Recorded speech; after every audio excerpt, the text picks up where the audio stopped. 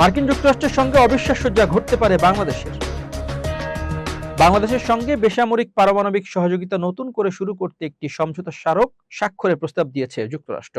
প্রায় ৩ দশক আগে নবায়ন হওয়া দুই দেশের বিদ্যমান সহযোগিতা চুক্তির মেয়াদ অনেক আগেই শেষ হয়ে যাওয়ায় নতুন আইনি কাঠামো তৈরির উদ্যোগ নিয়েছে ওয়াশিংটন। দক্ষিণ ও মধ্য এশিয়া বিষয়ক মার্কিন প্রেসিডেন্ট ডোনাল্ড ট্রাম্পের বিশেষ দূত সার্জিও গরের সদ্য সমাপ্ত ৩ দিনের ঢাকা সফরের আনুষ্ঠানিক বৈঠকগুলোতে এ প্রস্তাব উত্থাপিত হয়। দায়িত্বশীল একাধিক সূত্র জানিয়েছে, পররাষ্ট্রমন্ত্রী খলিলুর রহমানের সঙ্গে বৈঠকের পাশাপাশি প্রধানমন্ত্রী তারেক রহমানের সঙ্গেও সৌজন্য সাক্ষাতে বিষয়টি আলোচনা করেন সার্জিও গর।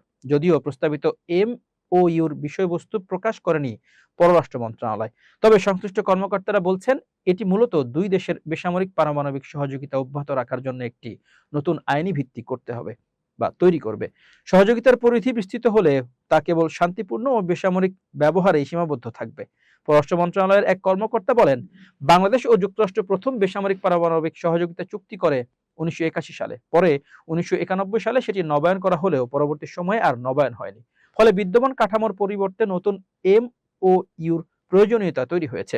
তার ভাষায় বিষয়টি নতুন নয়, এটি বহু বছর ধরে অকার্যকর হয়ে থাকা সহযোগিতা কাঠামোকে আবার কার্যকর করার উদ্যোগ। যুক্তরাষ্ট্রের পররাষ্ট্র দপ্তরের তথ্য অনুযায়ী এ ধরনের চুক্তি অংশীদার দেশগুলোর মধ্যে শান্তিপূর্ণ উদ্দেশ্যে পারমাণবিক প্রযুক্তি, যন্ত্রপাতি, গবেষণা সংক্রান্ত তথ্য এবং প্রয়োজনীয় উপকরণ বিনিময়ের আইনি ভিত্তি তৈরি করে। তবে এসব সহযোগিতার ক্ষেত্রে পারমাণবিক অস্ত্র বিস্তার রোধ সংক্রান্ত আন্তর্জাতিক বিধিবিধান কঠোরভাবে অনুসরণ করতে হয়। যুক্তরাষ্ট্রের এসব চুক্তি ১২৩ এগ্রিমেন্ট নামে পরিচিত, যা দেশটির অ্যাটমিক এনার্জি অ্যাক্টের ১২৩ নম্বর ধারার অধীনে সম্পাদিত হয়। মার্কিন জ্বালানি বিভাগের তথ্য অনুযায়ী ২০২৫ সালের ১১ জুলাই পর্যন্ত যুক্তরাষ্ট্রের ৫০টি দেশের সঙ্গে ২৬টি বেসামরিক পারমাণবিক চুক্তি রয়েছে।